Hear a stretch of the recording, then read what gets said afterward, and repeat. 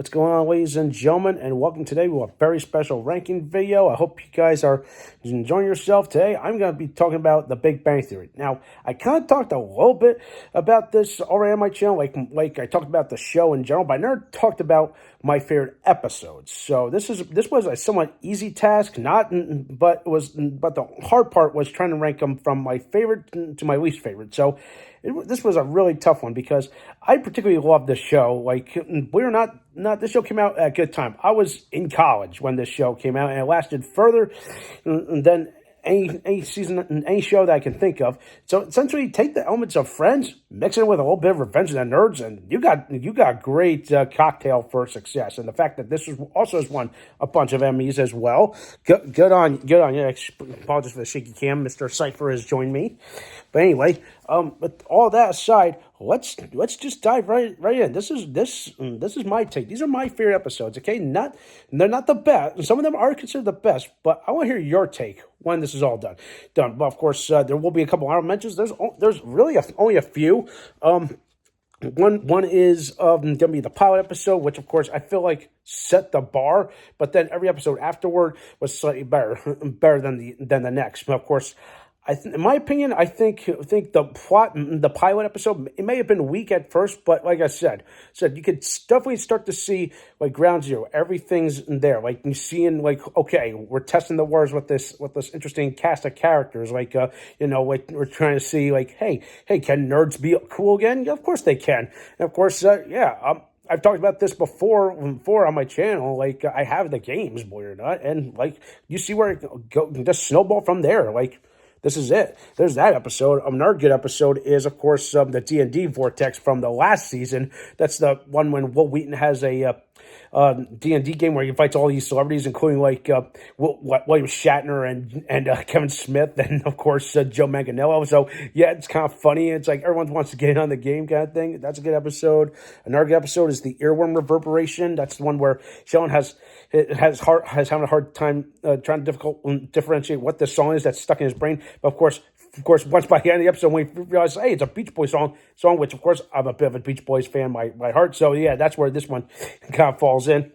And then, of course, another good one is the Ginny Conjecture from Season 3. This one is famous for possibly one of the best guest stars in Lois Black. And he says one of the funniest lines in the history of the show is, and it's not Oxnard at the beach. No, it's Oxnard in Union Fields. And, of course, if I tell you if that's a common field cricket, you can take that to that day of bait, because Lord knows I can't. Because seriously, if anybody's ever seen Lois Black as best, that to me, this is one of his funniest lines I've ever heard of. But yeah, then of course, obviously, I threw in the Stockholm Syndrome, aka the series finale. That's a good one. So yeah, those are some of my honorable mentions. But to the nitty gritty, let's get to it. So coming at number 10 is the robotic manipulation from the pilot episode of season 4. Easy to remember this episode by is the one with the robotic arm that Howard makes, or aka robotic man grasping a man's penis. I'm just going to leave it at that. If you know where I'm going with this, that's it just makes me laugh every time I think about it.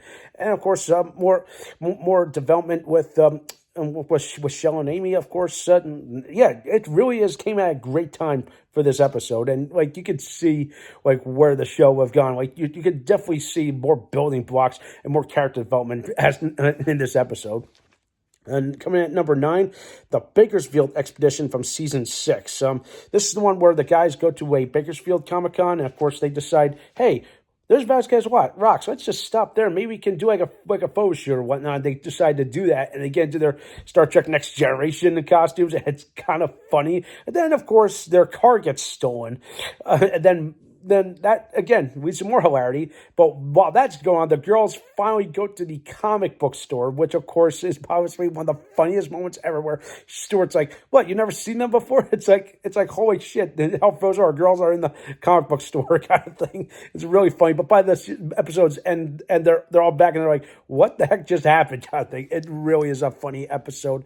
I laughed myself to death because Sheldon totally fits and looks looks like Brett Spiner in his Data outfit, which is pretty damn cool.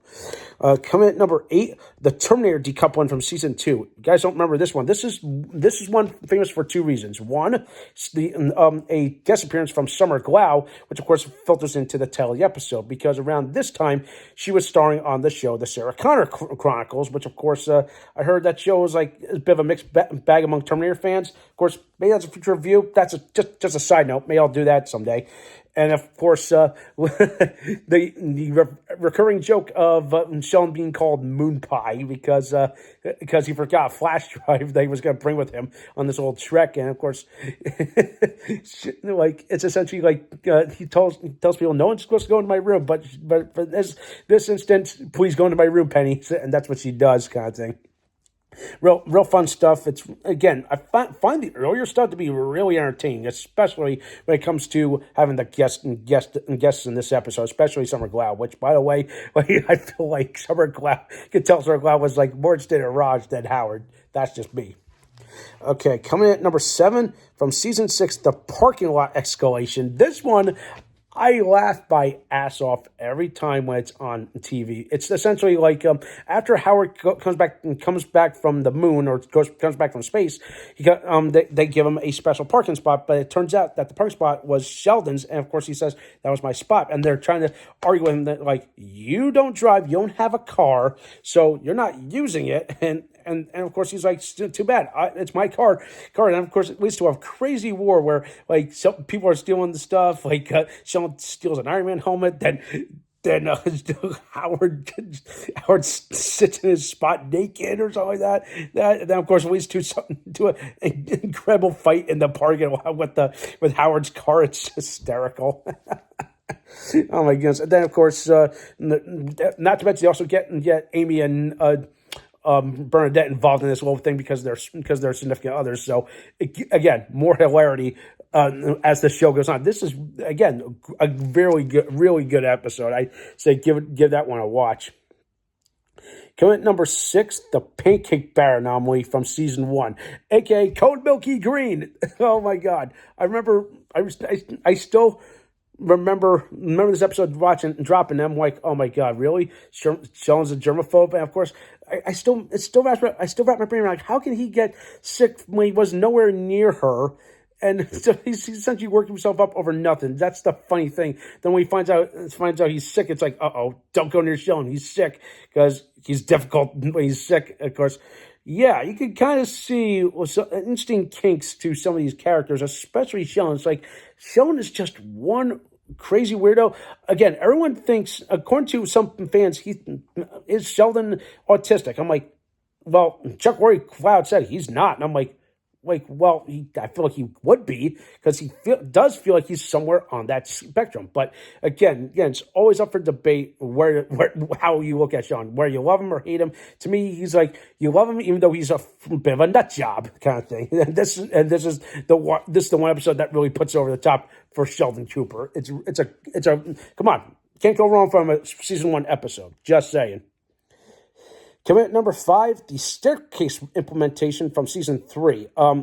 This is essentially a flashback episode. This is essentially the story of Leonard telling the story to Penny of how they met and how the elevator went out of order. And of course, it's hysterical. And of course, I kind of find it funny. It's like, wait a minute, I love the flashback moments, but of course, it's supposed to be like 7 years before. It's like the early 2000s. Then why are these nerds dressed as characters from the 80s? You know, you got Howard with a dickie and a jerry curl, and Raj is dressed like a character from Miami Vice. I'm like, it doesn't make any sense. It's like, it's not the 80s. It's present day. It's the early 2000s. That was not the thing then. So I still find that funny, but you definitely see where like the ground zero, the epicenter of all these relationships and how everything builds, and eventually how their apartment just goes from bare bones to nerdvana, as Howard Wolowitz calls it. It's a good episode, and like again, great character building, and like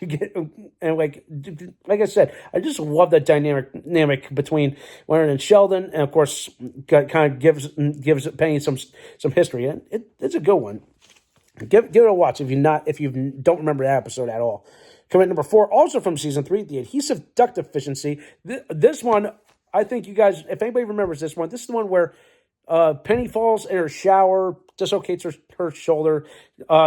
Sheldon comes to rescue and has to get her to the hospital. Meanwhile, the other 3 are out in the desert watching meteor shower, and then they get high, which is hysterical. But the real funny part is just how Sheldon just becomes like a knight in shining armor, even though he cannot differentiate, sarcasm and all that. He's trying to tell Penny, "Oh, you should have done this or that." And she's like, "I don't have adhesive ducts like you, Sheldon." So yeah, that's the title of the show. And man, the final. I feel like again, I think we also hear the early renditions of Soft Kitty. I think. But I think the episode, I think it's a little earlier. I might be wrong, but of course this is a really good one when it comes to like building on the relationship between Sheldon and Penny, because again, they may be friends, but they're not boyfriend and girlfriend. But you could definitely see like, and maybe in an alternate timeline, maybe they could have been a good couple. Just saying. Coming in at number 3. The electric candle burner fluctuation, the pilot episode of season 3. Noticing a trend here, but yeah, this one, it's essentially the guys come back from the Arctic, and of course, I just love when they come back. It's like, what happened there? And their hair's all grown out. They look disheveled a little bit, and everyone's like, "Oh my god, I'm glad we're back. We're back from that frozen hell." And Sean's like, "I have no idea what Arctic trip you're talking on. I thought it was a success, but then it turns out it wasn't. Hence the title Electric Candle Fluctuation, because he thought that what they got, that the data that they got was improved string theory, but turns out it was just them turning the electric candle on and off. And of course, what's even funnier is wait, does Leonard know about this? Actually, this was Leonard's idea. Of course it was. It's hysterical. And then, of course, we also get the chance to see Sheldon's mom. They go back to Texas. More funny stuff when it comes to seeing the relationship between all these characters, and more building on the interesting character that is Sheldon Cooper. All right. Coming at number 2, I'm probably going to get some love and hate for this one. It's the bath item gift hypothesis from season 2, aka the Christmas episode, the one where, oh my God, it's a Saturnalia miracle, because Sheldon doesn't. Again, this is one of those interesting kinks when it comes to Sheldon.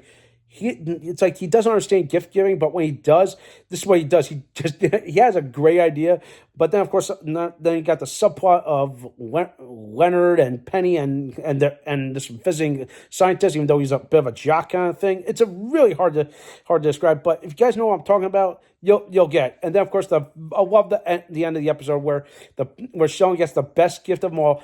An autographed napkin from Leonard Nimoy, and of course he's like, oh my God, he gives her a hug, and of course Leonard just goes, "It's a Saturnalia miracle." I'm like, come on, hey, I'm gonna raise my hand right now. If I got a handwritten thing from anybody for Christmas or my birthday, I would so say that is the best gift ever. And of course, I could brag because I have a bunch of autographs. But of course, if you have not seen that collection video, go find that one.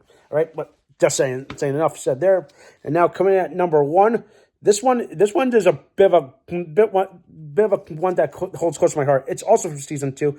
This is called the Euclid Alternative. This is the one where everyone's just fed up, and they try to teach Sheldon how to drive, and this goes off the rails with some hilarious results. It's like, oh my God, he's trying to learn how to drive. And of course, Howard sets up a good simulator.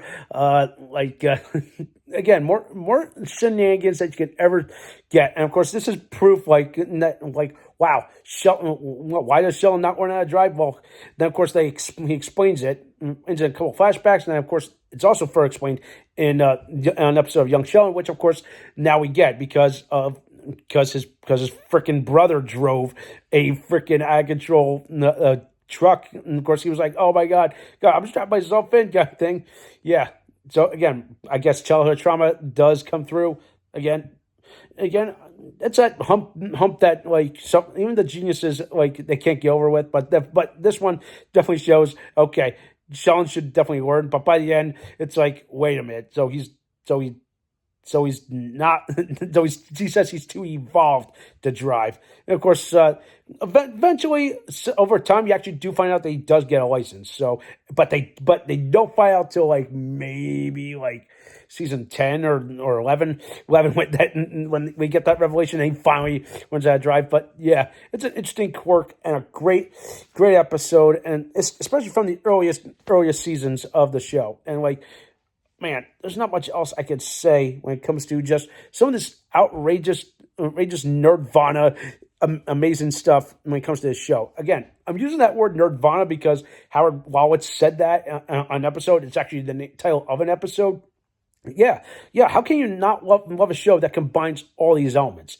If you really have missed the boat, I'd say give this show a watch, because there's a small portion of people out there that say, why this show's not even funny. I'm like, if you don't get the humor, then don't watch it. This is more for the nerds, the people that were the brainiacs in high school or college. I wasn't really much. I was kind of like an interesting mix there, but I just fell off the show because it's so damn funny and quotable. Seriously, folks, if you've never seen the show, give it a watch. It's available, and you can watch it on TBS if you can. It is available for streaming. I think for all 12 are available on like bloody Peacock. I believe so. No, not Peacock, Paramount. You can watch it there. Peacock, I'm thinking of another show, but you get my point. So, yeah, those are my picks. I want to hear yours. I hope you enjoyed this special ranking video. Thumbs up the video, subscribe to my channel. Stay tuned for some more awesome and exciting content.